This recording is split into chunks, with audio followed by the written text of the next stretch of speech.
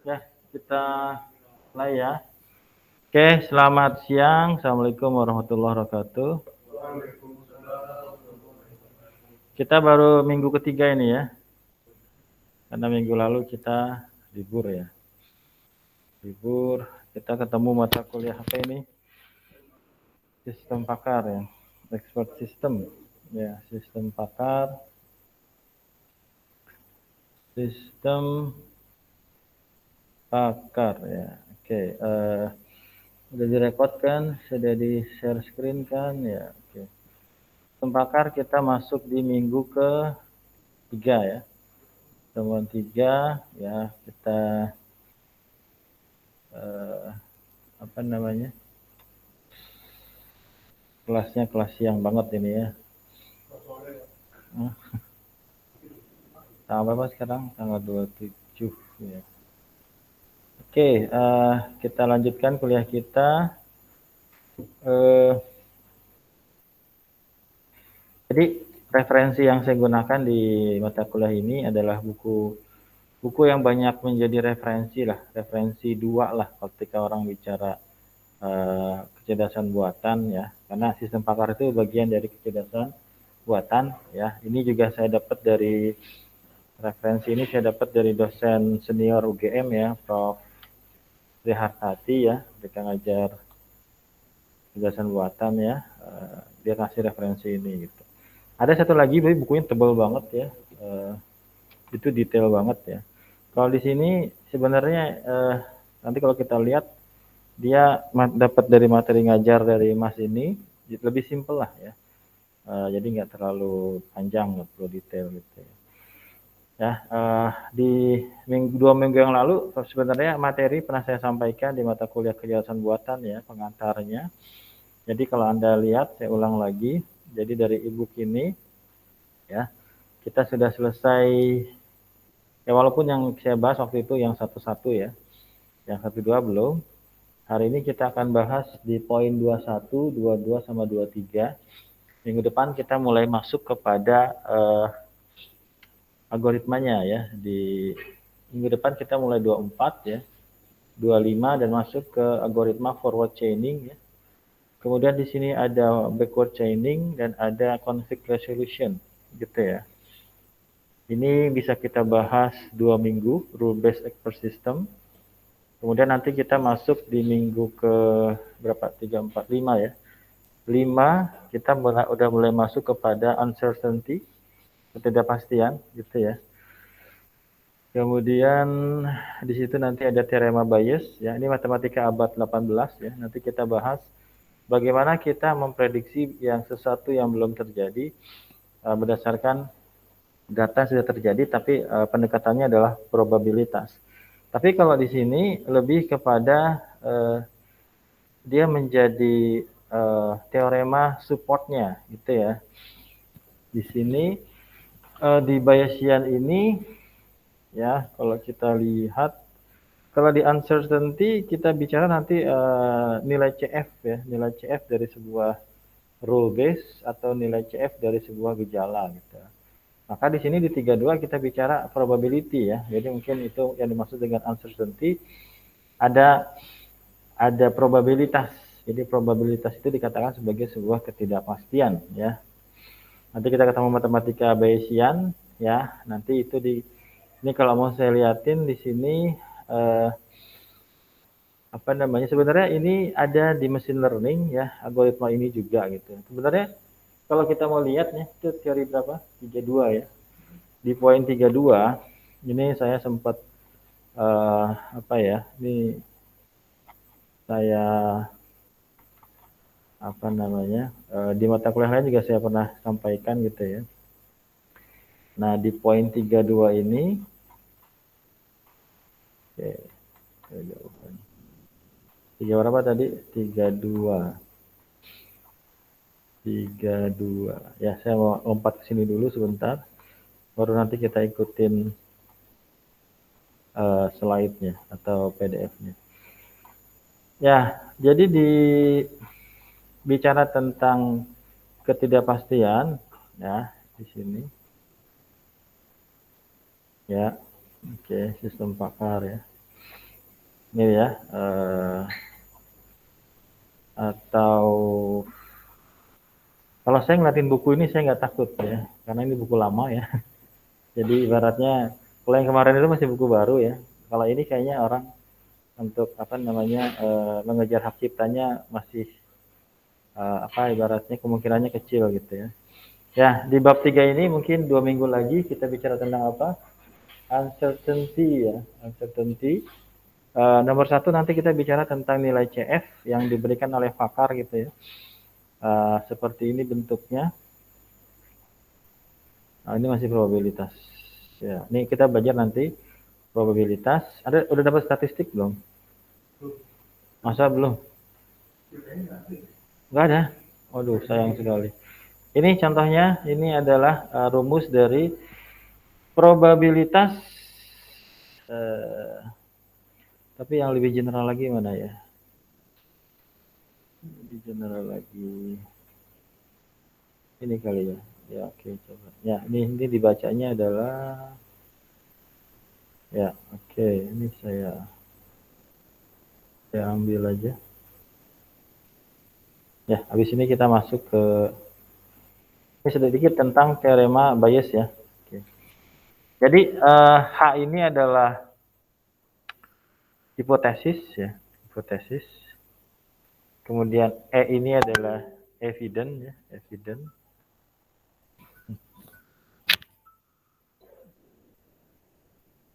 Ya, halo Pak.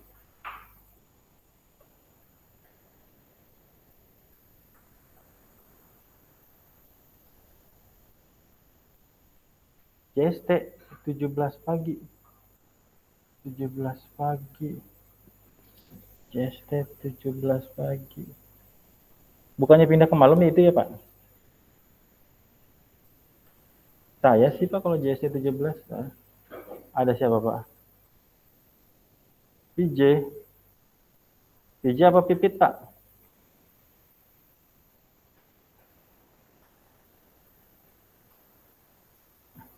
PJ apa? Iya. JST. JST Pak waktu itu Pak. Kalau yang Pipit belum Pak, dia baru 1 Pak. Dia baru 1. Iya baru 1 Pak. Saya lagi ngajar nih Pak Rahmat, aduh maaf.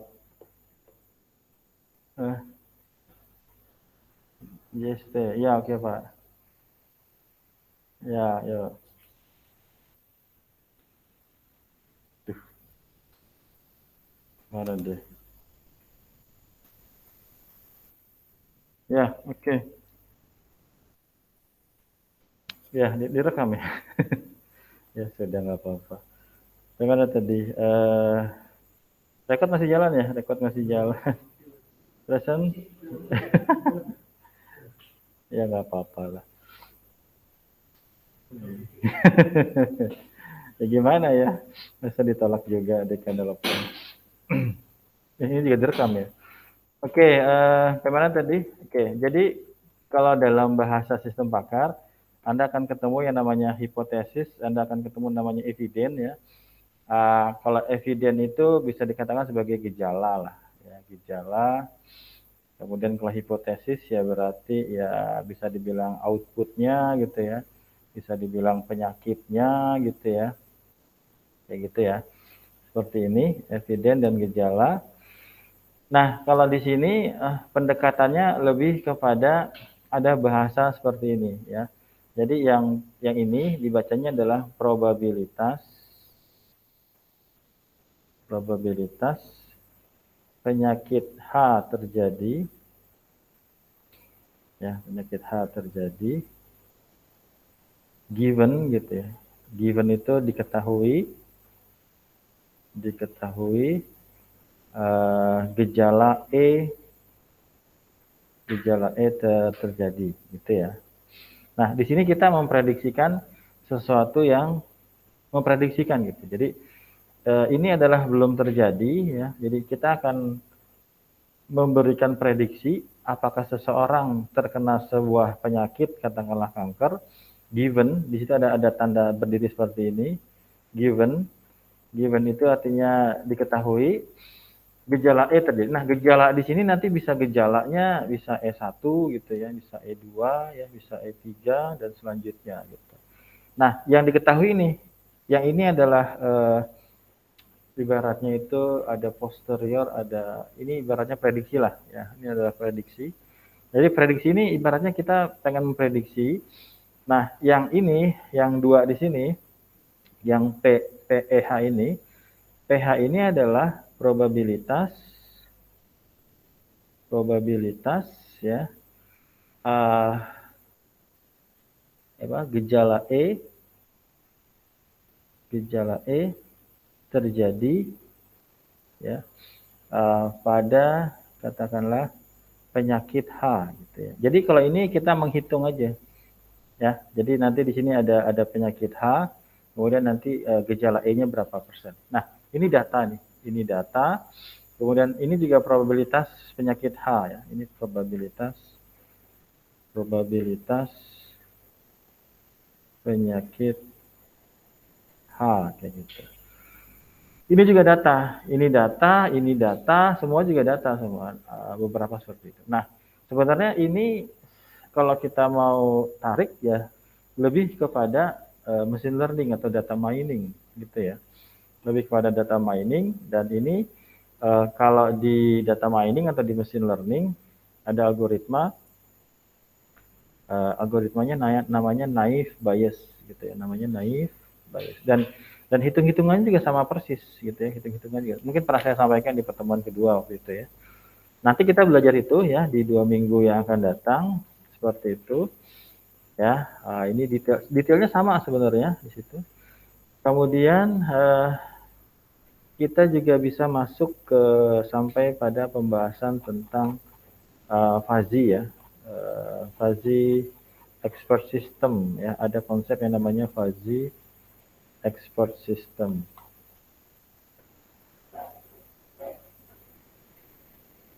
Di bab 4-nya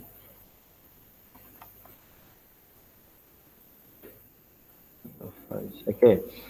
Nah, di sini di bab 4-nya ada fuzzy expert system ya. Kuliah kita sampai sinilah ya. Ini lumayan ya. Ini kalau di aplikasi ada namanya aplikasi MATLAB ya. Kita tinggal pakai aja ya, pakai aplikasi itu dibantu banget ya. Tapi karena saya pakai Linux ya, saya nggak bisa memperlihatkan ya. Oke, saya harus switch dulu ke Windows. Oke, jadi itu materi kita. Hari ini kita belajar tentang sedikit dasar tentang rule based ecosystem. Minggu depan kita masuk ke forward chaining, backward chaining.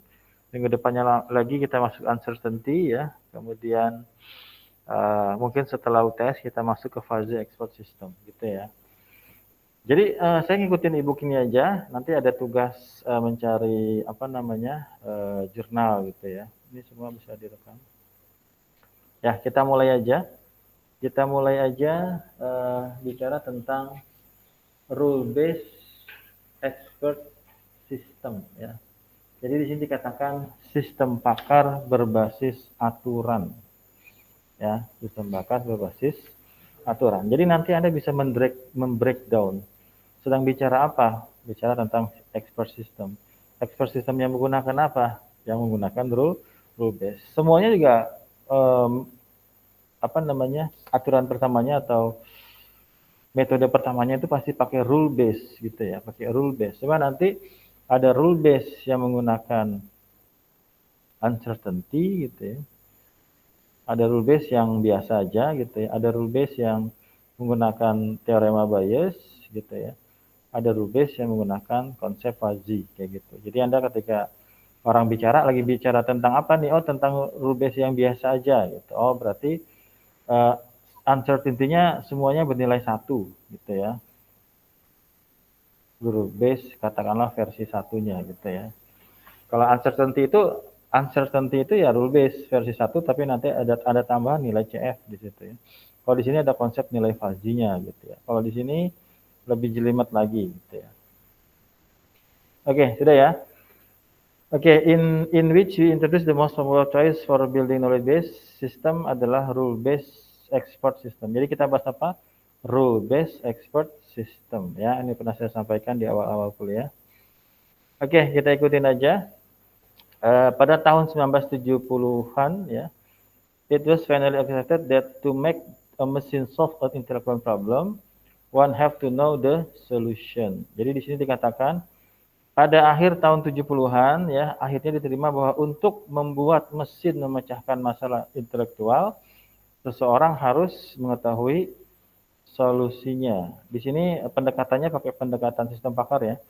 Dengan kata lain, seseorang harus memiliki knowledge ya. Jadi di sini kalau saya bisa bilang ya, saya tambahkan, nah saya tambah di awal ya, di awal kalau kita bicara AI ini luas ya, ini AI ini luas, AI ini luas ya, ini luas banget.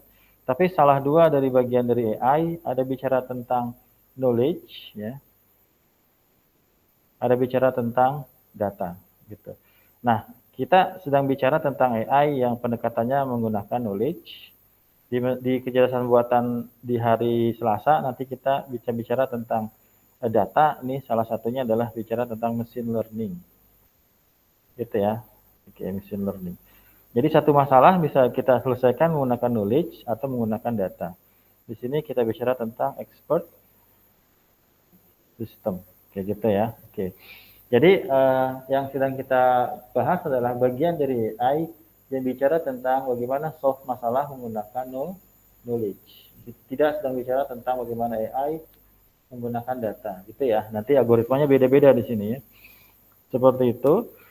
Ya, jadi di sini pendekatan di sini adalah ketika orang ingin menyelesaikan sesuatu menggunakan mesin, ya, maka seseorang harus mengetahui bagaimana caranya, ya, di domain tertentu ya, di domain tertentu. Oke ya. Jadi pada akhir tahun 70-an diterima bahwa sebuah mesin untuk memecahkan masalah intelektual maka harus mengetahui solusinya ya. Dengan kata lain harus mengetahui knowledge-nya ya. Itu tadi ya, know-how. Jadi saya sampaikan kita sedang bicara AI, bicara tentang knowledge, bukan bicara tentang data. Jadi jangan bertanya, Pak, gimana algoritmanya? Kenapa nggak pakai logistic regression misalnya? Gitu ya. Karena kita tidak bicara pendekatan AI menggunakan data, tapi menggunakan knowledge. Oke. Apa itu knowledge? Gitu ya. Ini enaknya buku ini, dia ini banget ya, singkat padat ya. Maka pertanyaannya adalah, tadi kita mengarah pada knowledge ya, untuk memecahkan masalah, maka pertanyaannya apa itu knowledge? Ya. Di sini dikatakan knowledge adalah ada dua ya, ada theoretical dan juga practical understanding. Ya, jadi orang-orang yang ngerti bagaimana prakteknya, ya, bagaimana di lapangannya dan juga bagaimana teorinya. Ya, knowledge is a theoretical or practical understanding of subject or a domain. Ya.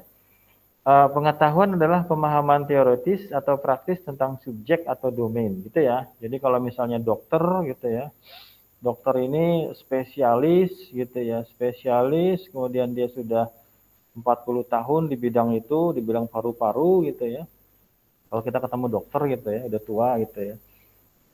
Kemudian kita diskusi sama dia, kadang-kadang kan dia ngelihat apa namanya hasil-hasil apa istilahnya ya, testing gitu ya, dia langsung tahu cepat gitu ya. Nah sebenarnya di sana ya, jadi kita membutuhkan expert pada akhirnya ya. Nah di sini penekanannya adalah pada knowledge. Jadi knowledge itu adalah, ini masih bicara tentang knowledge ya, nanti ada bicara tentang expert juga. Jadi knowledge adalah pengetahuan adalah pemahaman teoritis atau praktis tentang subjek atau domain ya. Knowledge also the sum of what is currently known ya. Knowledge juga apa? Sesuatu yang sudah diketahui. Ya, dan dikatakan knowledge adalah power ya. Nah, ini dia. Those who possess knowledge are called expert ya. Jadi dikatakan di sini orang-orang yang memiliki knowledge dikatakan sebagai expert. Nah, jadi masalahnya adalah ketika orang mengangkat sistem pakar tapi tidak ada expertnya, maka itu bukan sistem pakar. Gitu ya. Jadi kalau sistem pakar pastikan ada apanya? Ada ahlinya. Maka nanti si ahli ini akan kita coba gantikan menggunakan sistem, menggunakan aplikasi gitu ya, menggunakan algoritma tertentu. Ya, itu knowledge.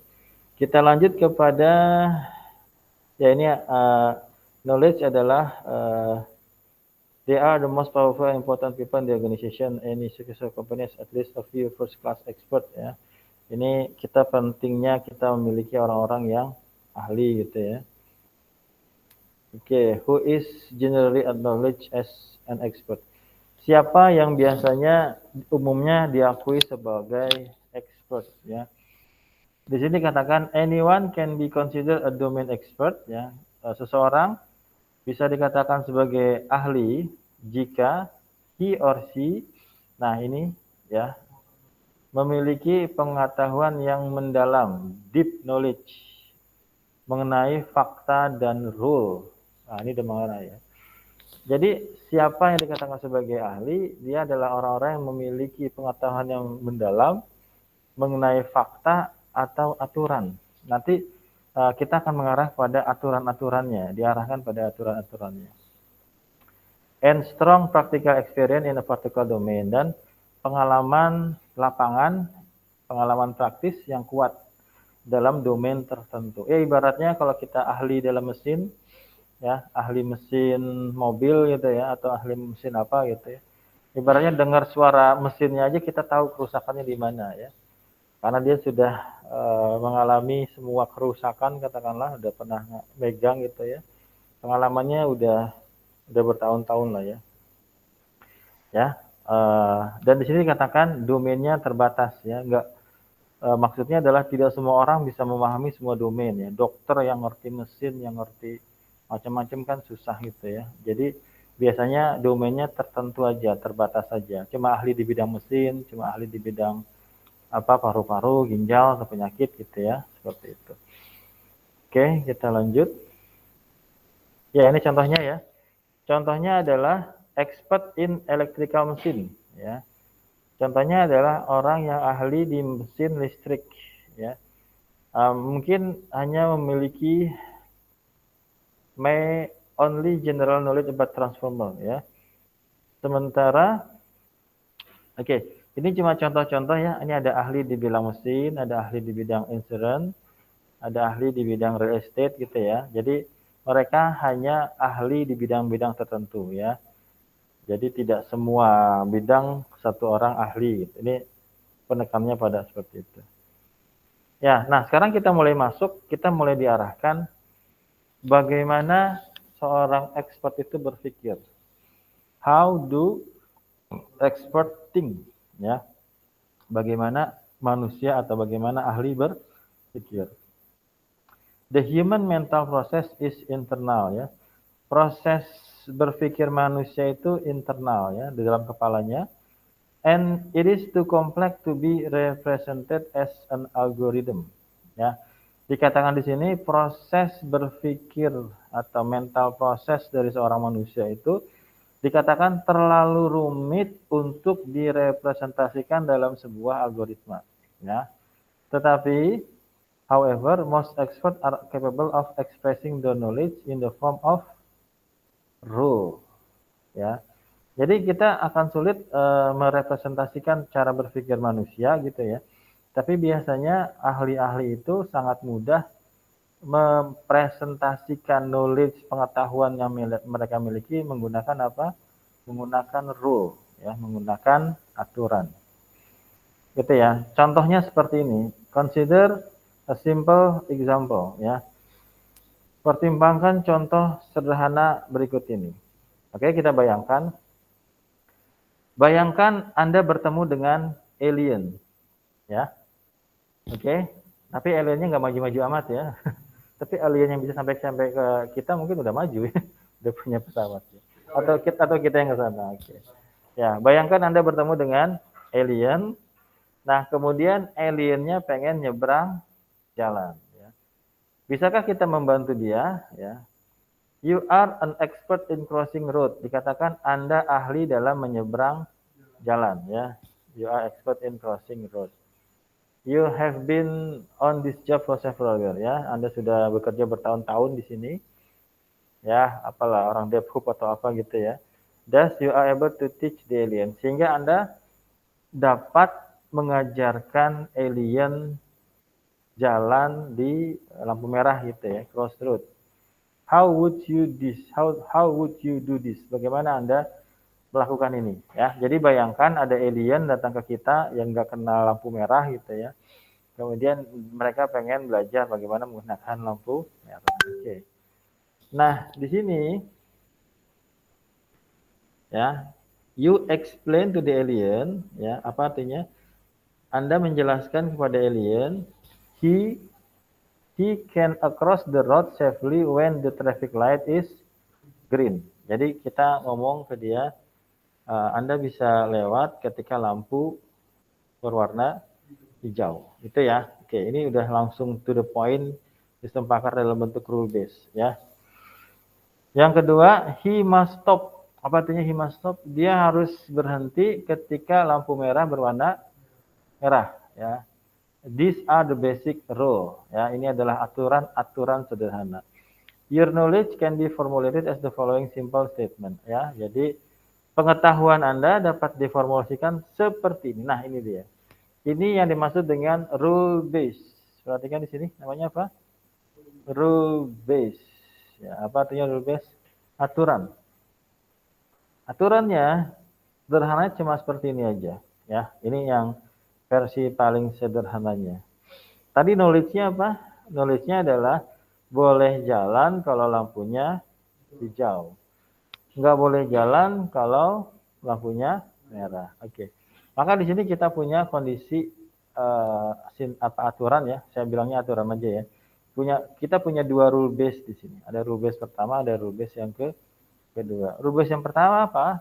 If ya, jika the traffic light is green, ya apa artinya? Jika lampu merah berwarna hijau, maka Anda boleh jalan. Gitu aja. Ini udah rule base nih, ya.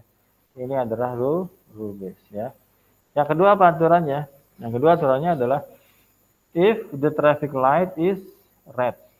Perhatikan di sini ya, kalau kita mau detailkan di sini, ini sintaksnya cara penulisannya adalah if di sini, ada then di sini. Nanti kita lihat varian-variannya. Kita lihat apa? Variasi-variasinya ya. Nanti kalau di UTS pasti keluar ini. Nah, tapi di sini ada traffic light. Di sini juga ada traffic light. Di sini ada green, di sini ada red ya. Nanti kita bisa belajar tentang objek sama value gitu ya. Ada objek sama value. Objeknya misalnya traffic light di sini. Objeknya adalah traffic light. Gitu ya. Value-nya apa? Value-nya misalnya green, red, sama apa lagi? Yellow ya. Yellow itu adalah value-nya. Nanti ada sesi di mana ada langkah di mana kita harus mendefine objeknya apa aja. Kemudian masing-masing objek itu akan memiliki value-value. Ini kalau saya lihatin di MATLAB tuh gampang banget gitu ya. Tinggal klik aja langsung muncul ya. Kalau di sini apalagi objeknya? Objeknya adalah action misalnya ya. Ya, kemudian value-nya apa? Value-nya adalah red sama go sama stop gitu ya. Nah, di buku ini didetailkan lagi ya. Di buku ini didetailkan lagi, nanti ada beberapa varian, ada beberapa contoh ya. Nanti kita ketemu sama istilahnya antecedent sama consequent. Tapi saya ikutin aja. Oke. This statement represent the if then form. Apa katanya? This statement represented in the if then form. Ya. Bentuknya apa? Bentuknya adalah if then form are called production rule atau hanya rule saja. Gitu ya. The term rule in an I. Ya. Oke, itu adalah atau kita juga bisa membilangnya if then structure gitu ya. Oke,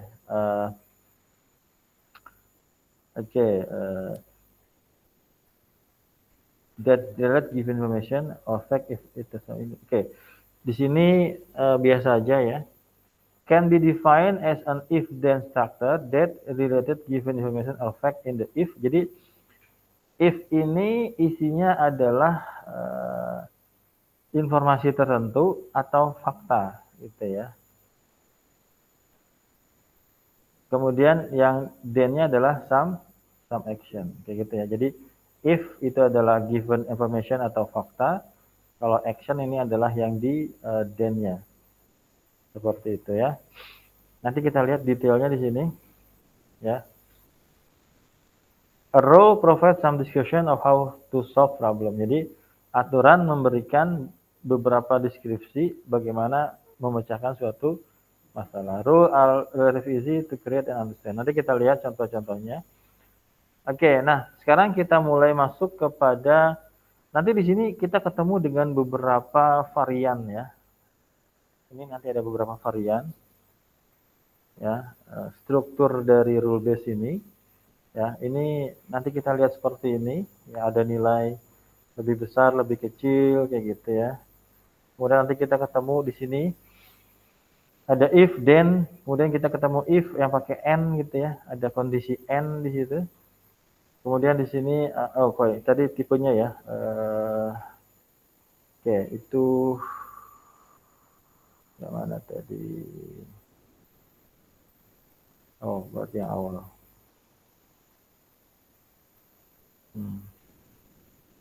Oke, ada juga yang or ya. If kemudian or. Oke, nanti kita lihat. Saya ikutin aja di sini. Kita masuk ke mana? Kita masuk kepada rule as knowledge representation technique. Apa artinya? Aturan sebagai representasi dari pengetahuan ya. Jadi aturan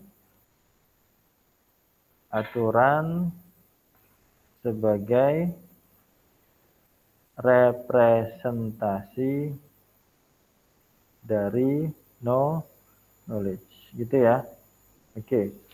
Ya, jadi kita bicara rule base berarti itu adalah sebuah knowledge ya. Bagaimana ibaratnya ini ada knowledge ya, ini ada knowledge, ya, ada pengetahuan ya.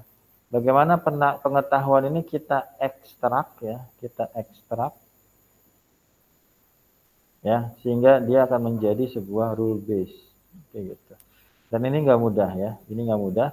Bagaimana mengubah rule knowledge menjadi rule base. Ini pernah saya sampaikan di awal-awal kuliah ya. Ya, oke. Di sini katakan any rule consists of two parts ya. Rule base itu terdiri dari dua bagian. Yang pertama adalah if part ya, bagian if. Nah, di sini namanya adalah antecedent atau premise atau condition ya. Jadi yang if part ya, yang bagian if itu disebut sebagai antecedent atau premise ya, atau juga dikatakan sebagai premise atau juga dikatakan sebagai condition kayak gitu ya. Itu if-nya. Nah, yang then-nya itu dikatakan sebagai consequent ya, atau conclusion ya, atau juga action. Oke, jadi di sini sedang dibahas bagaimana bentukan dari sebuah rule base ya. Jadi rule base terdiri dari dua bagian ya. Yang pertama adalah if part ya. Yang pertama adalah if part, bagian if. Yang kedua adalah bagian apa? Bagian then part, gitu ya. Then part. Oke, nah bentuk sederhananya seperti ini ya. If kemudian antecedent, kemudian then, kemudian consequent. Jadi if kondisi, then action. If premise, then conclusion. If antecedent, then consequent. Ya, jadi di sini saya sudah mengenalkan bagaimana bentuk paling sederhana dari sebuah rule base. Ini ibaratnya versi satunya lah ya. Ini adalah versi satunya. Jadi ketika kita ingin mengekstrak sebuah knowledge dalam pendekatan sistem pakar, maka kita ketemu bagaimana merepresentasikan knowledge dalam bentuk rule, ya, rule dalam bentuk aturan. Nah, aturan itu terdiri dari berapa bagian? Terdiri dari 2 bagian. Yang pertama apa? Bagian if part, yang kedua bagian then part. Jadi if dikenal sebagai premise, condition atau antecedent, ya. Kalau then-nya diartikan bagiannya adalah action, conclusion atau consequence, ya. Jadi if kondisinya, then action-nya. Seperti itu ya. Kita nanti lihat beberapa variasinya. Nah, kita masuk di sini. Sekarang kita masuk ke versi yang kedua atau pengembangannya lah, ya. In general, ya, secara umum, a rule can have multiple antecedent. Oke. Antecedent itu yang if apa yang then? Yang if, ya. Di sini dikatakan in general, a rule can have multiple antecedent. Ya, kita bisa memiliki if bagian if yang memiliki banyak antecedennya. Nanti digabungkannya menggunakan keyword and atau keyword or. Kalau di sini dikatakan bisa juga gabungan dari keduanya. Ya, tapi best practice-nya adalah tidak menggabungkan antara and sama or, gitu ya. Oke, ini contohnya seperti ini. Nah, ini dia. Ini adalah bisa dibilang versi keduanya lah. Perhatikan di sini. Di versi kedua di sini kita punya multiple antecedent. Ya, ini saya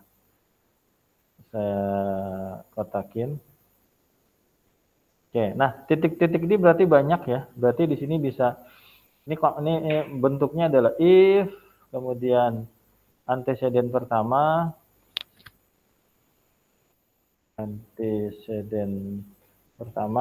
nah kemudian and, kemudian di sini ada antecedent kedua. Kita kasih and lagi di sini, ya, antecedent ketiga gitu ya. Kita gabung lagi and lagi, di sini ada antecedent keempat, baru kemudian then consequence. Then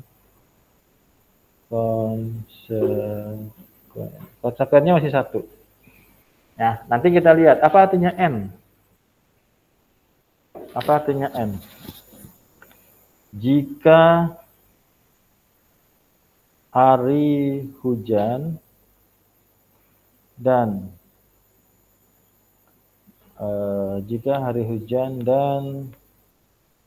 apa ya? Mungkin yang pertama gini, jika hari hujan, ya, maka kuliah libur, gitu ya. Apa di sini? If today is red, then kuliah libur. Di sini adalah bentuk yang pertama, itu ya. Nanti sebenarnya di bawah ada contoh-contohnya lagi. Tapi nanti ada perbedaan antara and sama or ya. Kalau and seperti apa, kalau or seperti apa. Di sini baru disampaikan bentuk versi kedua di mana antecedennya bisa multiple, bisa lebih dari 1, gitu ya. Nanti kita bisa bahas apa perbedaan and sama or. Nah, bentuk yang ketiga di sini, ya, kalau Anda perhatikan di sini, yang multiple adalah konsekuennya. Ya, then-nya bisa lebih dari 1. Ya. Jadi kalau misalnya nanti Anda lagi ngobrol sama mahasiswa kampus lain gitu ya, kemudian bicara tentang sistem pakar gitu ya. Oke, kemudian mereka bicara, oh kita tidak bisa bikin then yang lebih dari 1 konsekuennya gitu ya. Jadi buku ini bisa dijadikan sebagai referensi. Ya, kalau di sini berarti then-nya ada berapa? Ada M ya, ada M ya, ada M. Ya, berarti if-nya juga bisa banyak nanti ya. If-nya bisa banyak, antecedent-nya bisa banyak, konsekuensinya juga bisa banyak. Kayaknya saya harus liatin MATLAB-nya deh. Ya,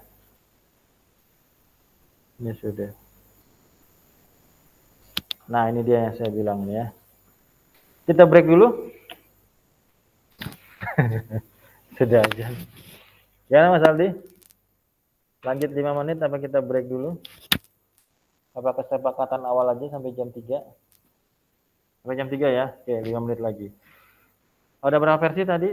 Ada 3 versi ya. Ada versi pertama, ada versi kedua, ada versi ketiga. Versi pertama hanya satu antecedent. Versi ke satu antecedent, satu konsekuen. Versi keduanya ada banyak antecedennya. Operator penghubungnya adalah apa? N gitu ya. Atau bisa juga OR ya. Bentuk ketiganya adalah ada multiple konsekuen ya. Nanti kita lihat contoh-contohnya. Nah, di sini kita masuk kepada kadang-kadang orang ketika bikin sistem pakar ini ada sesuatu yang dilewatkan gitu ya. Dasar-dasar dari sistem pakarnya nggak dibahas ya. Jadi sebenarnya yang tadi saya sampaikan ya dari sini basicnya ya. Coba kita bahas di sini. The antecedent ya, the antecedent itu berarti if ya. The antecedent of rule incorporate terdiri dari dua part ya. Yang pertama adalah object, yang kedua adalah value. Oke. Oke. Jadi saya ngomong bukan berdasarkan pendapat saya. Ya, saya ngomong berdasarkan buku lah gitu ya. Jadi kalau misalnya nanti lihat sistem pakar, mana objeknya gitu. Mana value-nya. Kayak tadi udah saya tunjukkan ada objek, ada value. Ini ibaratnya langkah-langkahnya lah ya. Langkah-langkah ketika orang ya membuat sistem pakar ya. Kita definisikan objeknya, ini dikatakan sebagai linguistic object. Kemudian kita bicara tentang value-nya. Nah, di sini dikatakan in our road crossing example, the linguistic object adalah traffic light ya, ini adalah objeknya. Jadi objek yang tadi ya, objeknya itu adalah traffic light ya. Oke, kemudian value-nya apa? Value-nya adalah bisa green, bisa red ya. Oke, itu adalah green, red ya, seperti itu. Ya, oke. Nah, kemudian ini satu ya, ini penting banget nih. Ini penting banget ya. Jadi ketika orang meng-create sebuah sistem paket, kadang-kadang ketika saya tanya mana objek value-nya tidak bisa menunjukkan. So, nanti kalau Anda lihat jurnal, banyak yang tidak menggunakan konsep ini ya, menggunakan konsep objek sama value. Kalau kita pakai sistem pakar yang pakai MATLAB itu kelihatan banget ya. Ya, mungkin karena mereka pakai fuzzy juga ya, jadi ada berapa nilai gitu ya. Oke, kemudian di sini dikatakan the object and its value are linked by operator. Di sini ada penghubungnya, namanya adalah operator. Ya, the operator identify the object and assign the value. Ya, nanti kita bicara tentang operator. Nah, ini operatornya. Operatornya bisa is, ya, bisa are, bisa is not, ya, bisa are not, gitu ya. Kemudian nanti ada symbolic value juga ya. Jadi itu yang menghubungkan apa tadi? Yang menghubungkan antara objek sama value. Berarti koin tadi apa tadi operatornya? Operatornya adalah is ya. Ada operatornya? Is. Jadi is ini adalah, makanya dibilangnya linguistic object gitu ya. Yang ini adalah objeknya. Ini adalah value-nya, dan mereka dihubungkan dengan is. The traffic light is green. Ya, kondisinya adalah green. Mau break dulu? Jam 3 ya. Kita baringan-baringan sebentar. Kita lanjut lagi jam berapa? Jam 3:30. Ini saya ingat. Ya, silahkan kalau mau istirahat dulu. 3:30.